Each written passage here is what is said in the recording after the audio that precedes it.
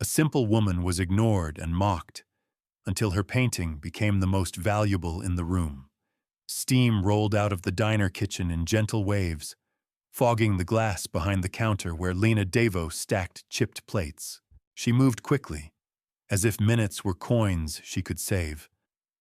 The late shift always left her smelling of coffee and fryer grease, but tonight she carried something more fragile than fatigue.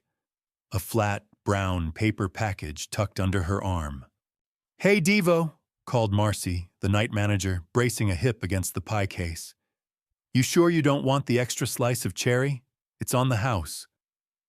Lena forced a small smile. "Thanks, but I've got to catch a train before the tunnels close. Rain's coming." She slipped through the staff door into an alley where neon spilled like watercolor over puddles. The city tasted of wet metal. A pair of customers had watched her all evening from booth 11, their suits too crisp for a place that served burgers on wax paper. They had left an absurd tip, folded once, no name. Now they lingered across the street, half hidden between a delivery truck and the glow of a newsstand. Lena tightened her grip on the package and forced herself onto the sidewalk, head down, heart drumming. At the corner, she ducked into the entrance of the G line, darted through the turnstile, and dropped onto a plastic seat just as the train doors sighed shut. Inside the car, a man in a Mets cap glanced at the parcel resting on Lena's knees. Fragile?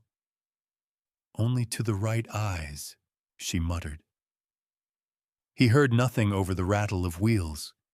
She thought of St. Gabriel's home upstate, its long dormitory corridors painted eggshell to hide the cracks. She remembered Sister Pauline handing her a stub of charcoal and scrap paper when storms cut the lights. "Draw the thunder out," the nun had said. Lena had drawn until the paper tore, until every line felt like escape. The train lurched. Each flicker of fluorescent light showed a different future on the opposite window. In one, she stood behind the diner counter forever. In another, she painted sunrise skies nobody would see. But a third shimmered, the one she chased in secret night after night. When the train surfaced on an elevated stretch, Manhattan's towers glittered like pinned sequins. Somewhere within that maze, a gallery assistant was already positioning 3 unsigned canvases, hers under track lights for a view by invitation-only crowd. She would not be there, and no one would speak her name. Yet she felt the pull as surely as gravity. The last stop spat her into Queens, where a borrowed storage locker waited behind a self-storage warehouse. She keyed the padlock, stepped inside, and clicked a clamp lamp. The tiny room smelled of sawdust and turpentine. On the floor leaned half a dozen canvases, brittle city dawns, bruised violets of evening river, a portrait of a boy reaching for light that never touched his face. Lena peeled the tape from tonight's parcel and lifted out a new piece. The Dawn Veil. Layers of rose and amber folded over one another like thin cloth caught in wind. She set it on 2 cinder blocks and crouched, studying the color that would soon change everything, though no one yet knew how. A phone vibrated in her jacket, a message from an unlisted number. Dawn Veil confirmed for Alpine sale. Attend or decline? No signature. Her pulse hammered. She typed back with shaking thumbs. Attend. Then she powered off the device and slipped it under a stack of rags. Crazy, she whispered to herself. Completely crazy. Behind her, the storage door rattled. A voice slid through the gap. You really should sign them, Lena. History loves a name. She spun. A tall man with rain on his shoulders stepped inside. It was one of the suited patrons from booth 11, minus the forced smile. His companion waited in the corridor, checking a slimline tablet. So who are you? Someone who recognizes value and risk, he replied. You keep handing away fortune like loose change. That can't last. He nodded toward the Dawn Veil. They'll pay whatever it takes to own that. Let them. Lena's eyes hardened. Own is the wrong verb. The stranger offered a business card, though the overhead lamp cast enough glare to hide the print. Think about provenance, Miss Devo. Markets run on faith, and faith runs on signatures. She did not take the card. Faith runs on truth, she said. Good night. He gave a half bow, pocketed the card, and retreated. Metal clanged. Footsteps faded. Alone again, Lena exhaled into her cupped hands. She wanted to believe that resolve was enough, that she could guide her art like a shepherd guides lambs. Yet wolves had already scented the flock. She wrapped the Dawn Veil in its paper cocoon and slid it carefully into a battered suitcase. Tomorrow she would board a flight booked under someone else's name, a ticket paid with cash saved from graveyard shifts and anonymously wired royalties. Destination: a snow-buried lodge where the rich and ravenous like to play at secrecy. As she extinguished the lamp, a memory rose unbidden, Sister Pauline's voice by candlelight. Storms reveal what daylight hides. Lena closed the locker and stepped into the drizzle. The city lights blurred behind new rain, but her path felt suddenly vivid, edged with the kind of electricity that cracks open clouds. Tomorrow, the storm would travel with her. A thin veil of dawn still clung to the Hudson when Lena crossed 10th Avenue and slipped through the unmarked side door of Merriweather Gallery. Inside, the concrete space was quiet, except for the hum of the climate controls and the occasional sigh of a motion sensor resetting itself. Tall canvas crates leaned against a wall like soldiers awaiting orders. 3 of them bore red-painted stars, an improvised code that only 2 people in New York understood. Merriweather himself emerged from the back office, a lean man in a tweed jacket decades out of style. "You are early," he murmured, glancing at the clock whose hour hand still hovered before 7. "Early is good. Early feels safe." Lena set a paper grocery bag on his desk and pulled out a wrapped panel no larger than a school notebook. "Study in crimson. No signature as promised. You'll hang it behind glass, yes?" He peeled back one corner of the craft paper and whistled. "Collectors will fight over this. You realize that every unsigned piece pushes the frenzy higher?" She shrugged. "I am not selling a myth. I am buying time." Merriweather smiled sadly, as if he knew time was a currency no dealer could mint. He rewrapped the painting and fed it into a hidden compartment behind the office bookshelves. "There is a reception tonight. I would prefer you not attend." "I never attend," she replied. "Good, because certain buyers have become enthusiastic. One in particular." He slid a folded sheet across the desk. On the paper was a single line: "St. Gabriel's Home for Children, Upstate New York." Lena's pulse hitched. "Where did you get that?" "A freelance reporter called my assistant, fishing for provenance.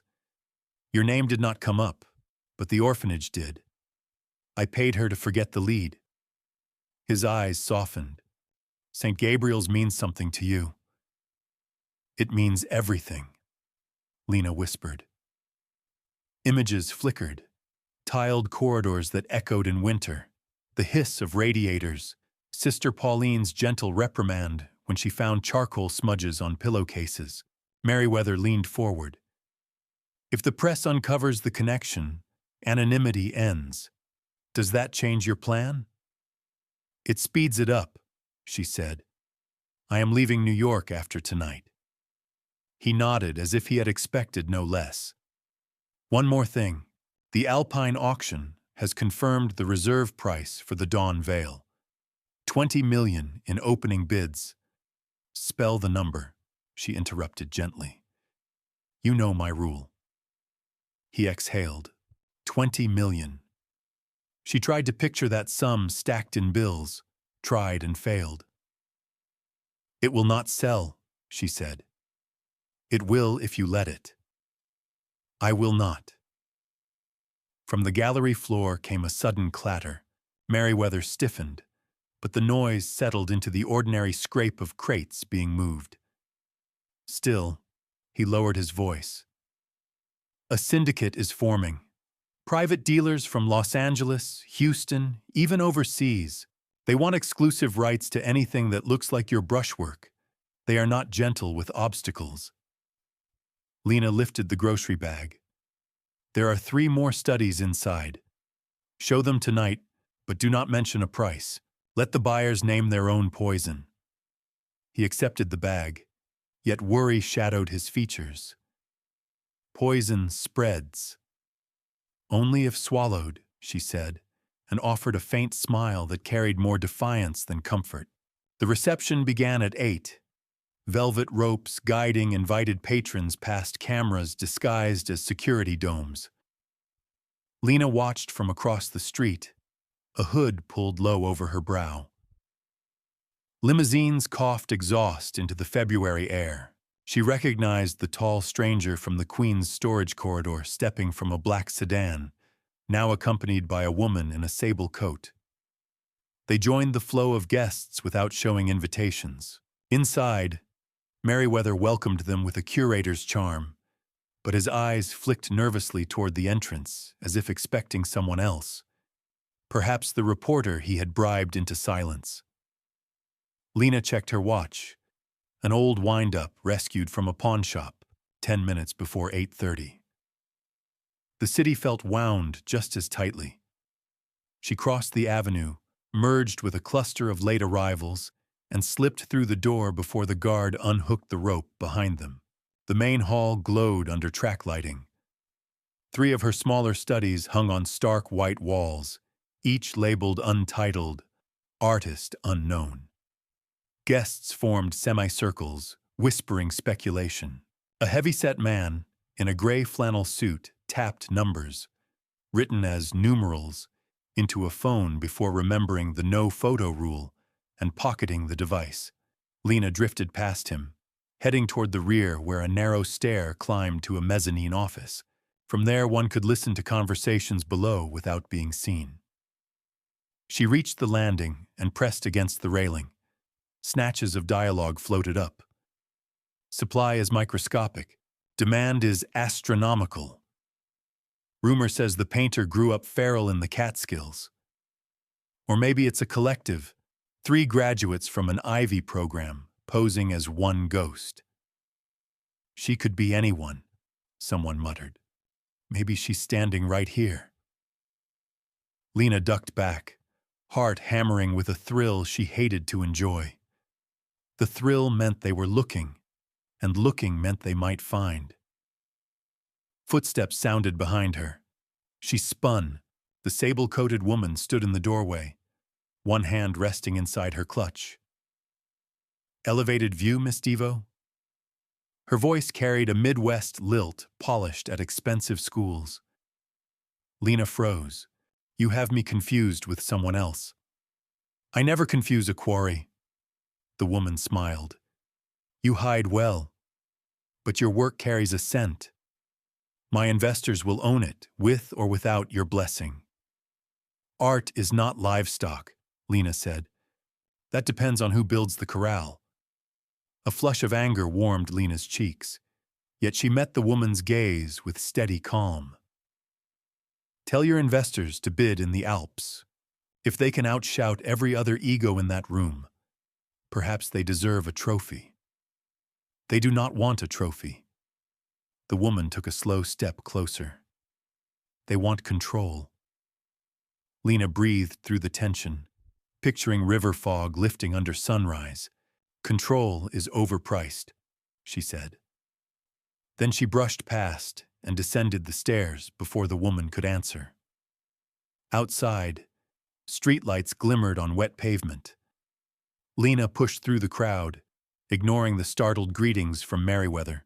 She reached the curb just as the first snowflakes of the evening drifted down, pale against the sodium glow. Her phone buzzed, a number she did not recognize, yet she answered. A male voice, low and measured. St. Gabriel's roof leaks in the west wing. Children are sleeping under buckets. They need you more than auctions do. Who is this? A friend who saw you leave. A pause. Do not be late to the mountains, Lena. Some doors close forever. The line clicked dead. She stared at the dark screen, snow melting into the phone's casing. Behind her, applause erupted inside the gallery as bidders raised paddles at an invisible finish line. She imagined her studies changing hands for sums that could patch every ceiling at St. Gabriel's twice over, yet somehow still feel hollow. Lena pocketed the phone, hailed a passing taxi, and climbed in. LaGuardia, she told the driver. Flight tonight? He asked.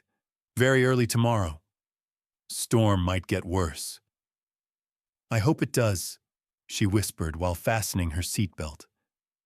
The driver did not hear, and even if he had, the words would mean nothing to him. They mattered only to the woman staring out of the fogged window, watching New York's lights flicker like distant embers. The city slipped behind her, but its hunger trailed close, smelling of fresh paint and unsatisfied appetites. Ahead waited the cold air of the Rockies, the glare of chandeliered greed, and a single canvas wrapped in borrowed courage. Lena closed her eyes and pictured Sister Pauline again. Storms reveal what daylight hides. Let it storm, she murmured as the taxi merged onto the expressway, leaving the gallery's glow to fade in the rearview mirror. Night closed around the Denver airport like an unlit hangar, its runways lost behind sheeting snow. Lena stepped from the shuttle bus into wind that scraped her cheeks raw. A driver holding a placard marked Summit Pass Lodge waved her toward a black SUV already half buried in flakes. No red carpet courtesy, no luggage service, only speed. The vehicle pulled away as soon as she fastened her belt. The road climbed into the front range, headlamps tunneling through white. Beside her rode two men in tailored coats, conversation clipped and private. Reserve opens at 20 million, said the one nearest the window.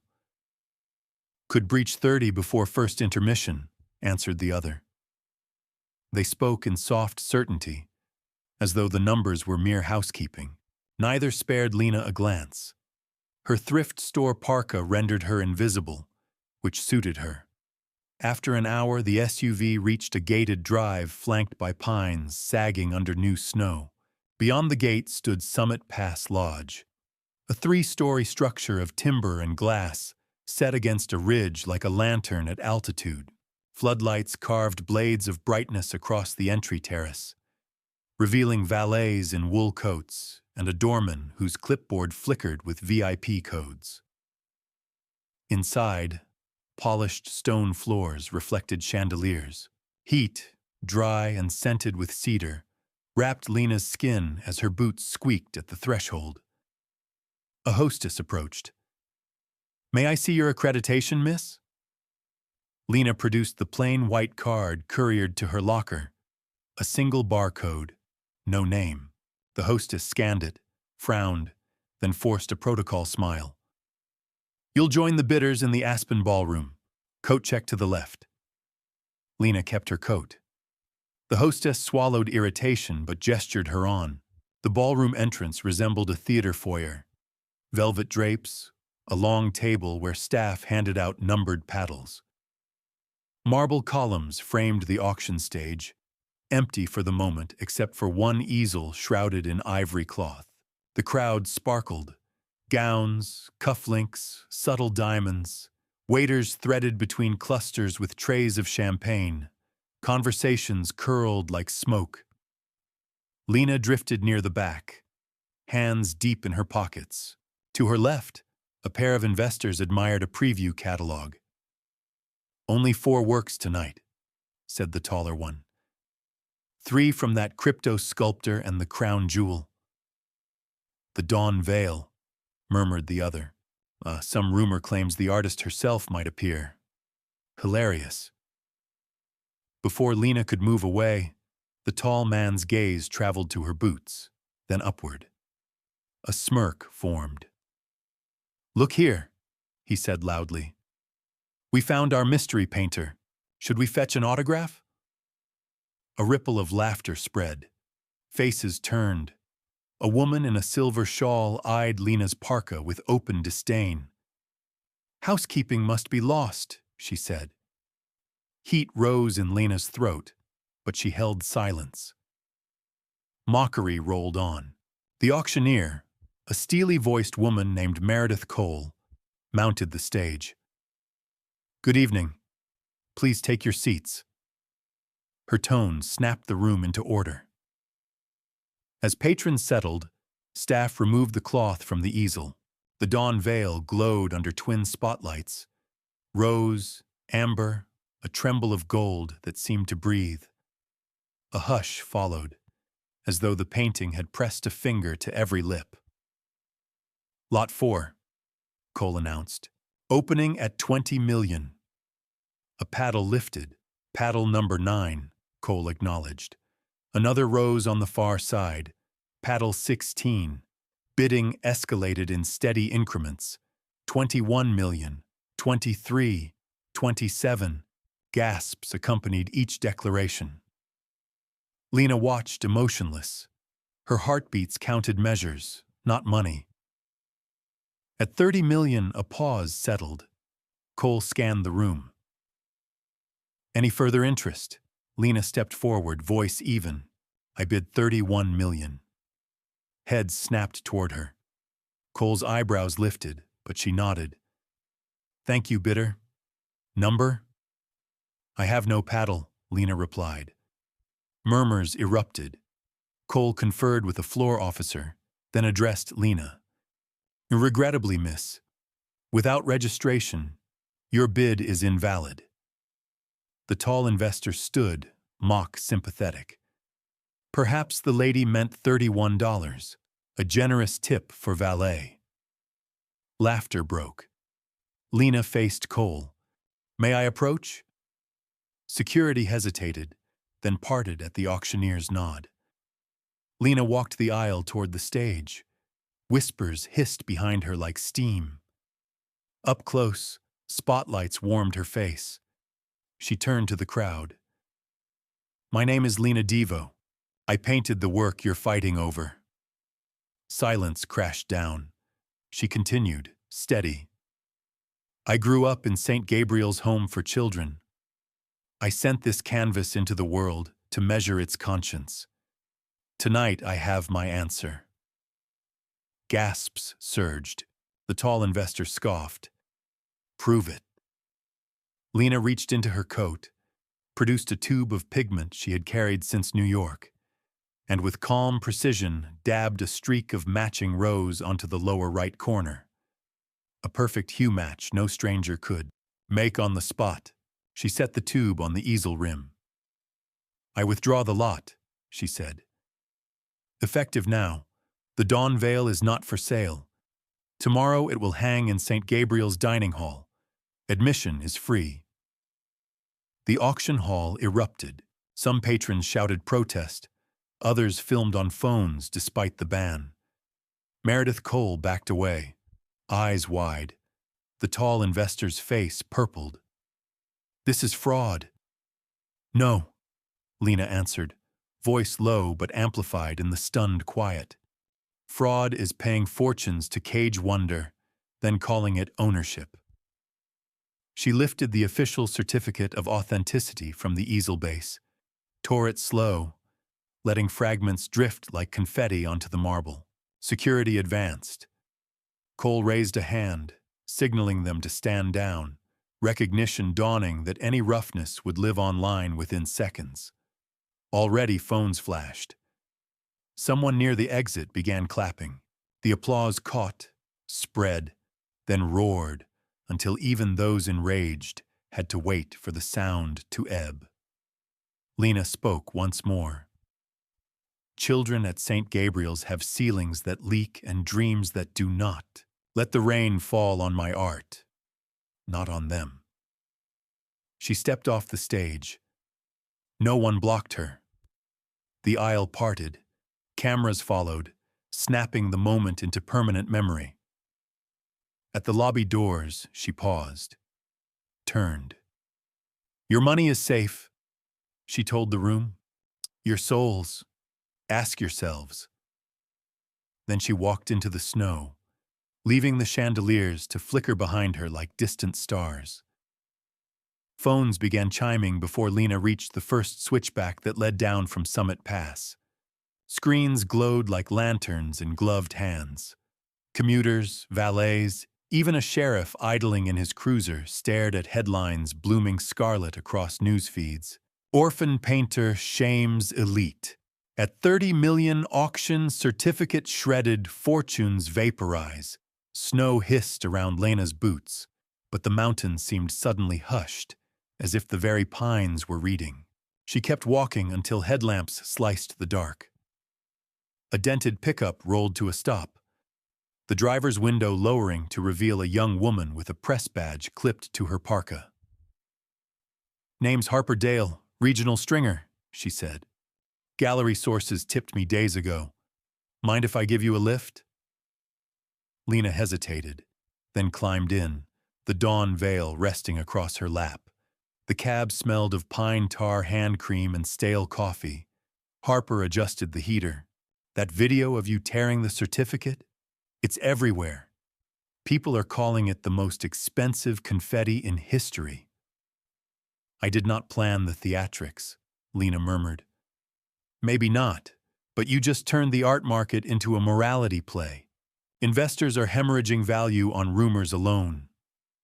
Harper tapped her phone, flashing a social graph in which red arrows plunged like sinking kites. You have comment? Lena shook her head. Let them speak for themselves. I have ceilings to mend. Far below, in corner offices lit long past midnight, those investors did speak, though mostly in curses. Conrad Ashbury, the tall bidder from the ballroom, pounded a fist on polished oak while his counsel listed breaches. Disrupted sale, lost commissions, reputational damage. She humiliated every serious collector alive. Ashbury snapped. We need an injunction. Seize the canvas as evidence. His strategist, a gray-templed woman, pointed to a muted television where St. Gabriel's home flickered, reporters already camped at its iron gate. If you confiscate a painting meant for orphans, you become a villain on every screen. Markets forgive greed, Conrad, but not bad optics. Ashbury's glare could have thawed glass. Then bankrupt the gallery that empowered her. Make an example. Already filing, she said, though her voice carried the weary cadence of a surgeon forced to amputate a limb to save a body. Harper's pickup reached the outskirts of Manhattan at dawn. Social media had done overnight what decades of critics could not. It turned an anonymous brush into a banner. Murals of Lena's torn certificate now blossomed on construction plywood in Soho. Street poets riffed on ownership versus art under subway arches. Harper pulled to the curb beside a shuttered bodega. This is as far as I go. Cameras will swarm you in the city. Lena slid from the cab. You drove all night. Why? Harper hesitated, then said, I aged out of the foster system at 16. Your story tells kids like us the gate is not locked. My editor will want an exclusive, but I owe you first refusal. Print the truth, Lena said, not the legend. Harper grinned. Truth sells better anyway. When the pickup pulled away, Lena ducked into the shadow of an elevated track, dialed a number she had carried memorized since childhood. Sister Pauline answered on the third ring, voice soft but urgent. Lena, dear, reporters keep knocking. I told them the children are at lessons. which is always correct even when classes end. A pause. Are you safe? On my way north, Lena replied. Have the maintenance crew clear a wall in the dining hall, the big one by the bay window. Sister Pauline's breath caught, equal parts awe and worry. You truly mean to hang the veil here? Where better, Lena said. Sunlight hits that wall at breakfast. Then come quickly. Storms follow your name now. 2 hours later, Lena boarded a county train bound upriver. She chose the last carriage. Only a handful of commuters sat scattered among newspaper drifts. Opposite her, a teenager scrolling news recognized her face, eyes widening. Instead of approaching, the boy simply raised his phone and nodded once, a silent salute. Lena returned the nod. No autograph would anchor this moment. Acknowledgement was enough. Outside, the Hudson beat against frozen banks. Helicopters thumped overhead, press birds hunting a shot of the outlaw painter on her pilgrimage. Yet iron trestles and winter fog granted small mercies of concealment. At St. Gabriel's Station, volunteers waited. A carpenter, a retired postal clerk, 3 college art students who had seen the clip and driven through the night. They formed a loose honor guard escorting Lena up the slushy hill to the red brick orphanage. The foyer smelled of lemon wax and chalk. Children peeked from classroom doors, whispers rippling. She's here. Sister Pauline, older now yet steady, opened her arms. My gallery, Lena whispered against the nun's shoulder. Our home, Sister Pauline corrected, then turned to the volunteers. Let us bring in the dawn. They carried the canvas into the dining hall, gutted of its usual lunchtime clatter. A tarp lay spread beneath fresh, spackled drywall. The carpenter measured studs. The students uncrated the dawn veil, its colors pulsing in the modest light. As the painting rose on its brackets, snowfall outside brightened the room, the sky reflecting through tall panes until every brushstroke glimmered. Children filed in, wide-eyed. No podium, no ribbon cutting, only the hush that greets small miracles. A girl with braids tugged Lena's sleeve. Did you really paint that? Yes, Lena said. It looks like the morning when nobody yells. Lena knelt. Keep that morning safe. That afternoon, the first lawsuits hit the docket. Ashbury Capital accused Lena and Merriweather Gallery of tortious interference. Cable news scrolled ticker lines of litigation. Yet public sentiment veered sharply. A viral campaign, Let the Art Breathe, crowd-funded roof repairs at St. Gabriel's in a single evening. Corporations once eager to court Ashbury's favor scrambled to distance themselves. Sponsorship banners vanished from his holdings like retreating tides. In the city, Merriweather sat at his desk while marshals taped seizure notices to his door. He signed the papers without protest. As officers left, he opened a letter addressed in bright crayon. Thank you for the pictures, Mr. Gallery Man. They make loud days quiet. No signature, only a child's drawing of a sunrise. Merriweather smiled through the ache of ruin. Some bankruptcies felt oddly like profit. Night fell over the orphanage. Children slept beneath patched roofs. The dawn veil glowed faintly in corridor lamplight. Lena stood before it, arms folded. Sister Pauline approached. They want you on every talk show. I would rather repaint the cafeteria benches, Lena said. The world may need your voice as much as your brush. Lena touched the canvas edge, feeling grain beneath varnish. I will speak, but not to sell anything. I'll speak until no child believes worth is measured in auctions. Sister Pauline nodded, eyes reflecting the soft rose and amber. Storms reveal what daylight hides, she said. Lena smiled. This storm is still young. Spring reached Manhattan early that year, impatient crocuses pushing through sidewalk cracks while the city's financial district moved like a shaken hive. In glass towers, analysts tore up projections after a single painting dismantled a market built on scarcity. Reports labeled it the Devo correction. What they really meant was panic. At a conference on the Upper East Side, an art fund managing partner paced before restless investors. Traditional valuation models require opacity, he insisted. You remove mystery, you remove premium. Tablets in the audience glowed with the day's headline. Orphanage exhibit draws record crowds. Entry still free. One by one, the investors closed their folders.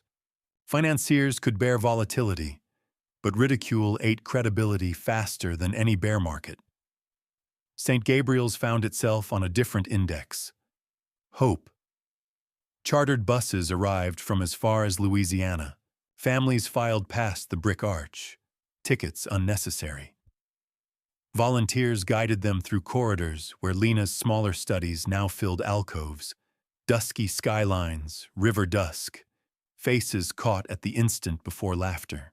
Kids pointed. Adults fell quiet.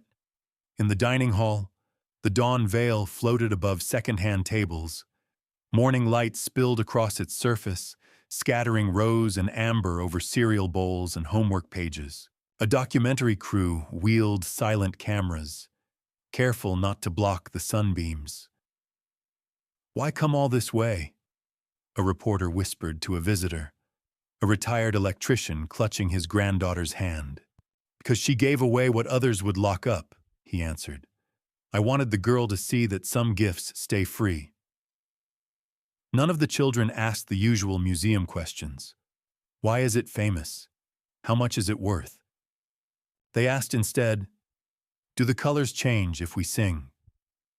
A choir experiment proved they did, at least to imaginative eyes. Legal salvos kept firing. Ashbury Capital's attorneys argued that Lena's public claim voided prior confidentiality agreements, costing clients tens of millions. Merriweather Gallery countersued, citing tortious intimidation. Judges scheduled hearings months out, wary of cameras. In a courthouse hallway, Lena met Ashbury's lead counsel, a man whose cufflinks cost more than a month of the orphanage's grocery bill. He offered a settlement, signed 10 canvases for private sale, accept a lifetime stipend, and lawsuits dissolve. Lena studied him. "Multiply your number by infinity," she said. "Then subtract meaning. That is your offer." He blinked, unsure if she had rejected him with mathematics or poetry. Either way, no papers were signed. Out in the plaza, Harper Dale waited, notebook ready. "What next?" she asked. "Roof repairs are finished," Lena replied, tucking loose hair behind one ear. "Classroom windows still whistle in the wind. I'll auction my time, not my art." "How does that work?" "I'll teach workshops. Bidders pledge scholarships for each hour I paint beside their children. No exclusivity on the finished pieces. They stay with the kids." She smiled. "Let collectors haggle over minutes instead of canvases." Harper scribbled, then paused. "May I quote the math line?" "Only if you spell the numbers," Lena said, winking. Within weeks, other artists joined the experiment. A sculptor from Chicago opened a free Riverside studio. Visitors donated to food banks instead of paying admission. A street photographer in Atlanta raffled each print for the price of a public library card. Critics coined a term, open ledger art, but no one could agree whether it described a movement or a mirror held to a broken system. The major houses tried to adapt. One consortium unveiled a charitable wing, promising that a fraction of every sale would fund community programs. Commentators called it redemption by receipts, pointing out the fraction resembled a rounding error. Buyers shrugged. Some still craved the thrill of a gavel in a secret vault. Yet something fragile had shifted. When a prestigious London auction unveiled a newly discovered Devo sketch, provenance dubious, bidding stalled at a fraction of expectations. A young woman in the back stood and asked, "Will the proceeds patch any roofs?" The auctioneer's silence sent ripples across the floor. Paddles lowered. The lot was withdrawn. Lena seldom left St. Gabriel's except to buy paint or bread. Her studio became the old gymnasium, skylights cracked but charming. She painted during study hall so the children could wander in. No velvet ropes, no alarms. One rainy afternoon, a boy named Miguel approached her easel. "Miss Lena, are you ever scared the colors will run out?" She handed him a brush. "They only run out if we hide them. Help me mix more." Together they stirred cadmium and ochre into a bowl. The storm outside deepened, but the gym filled with warm rust tones. Other kids joined, laughter echoing off rafters. For a moment, Lena saw not orphans, but apprentices, painters of rooms, of futures. Sister Pauline watched from the doorway, umbrella dripping.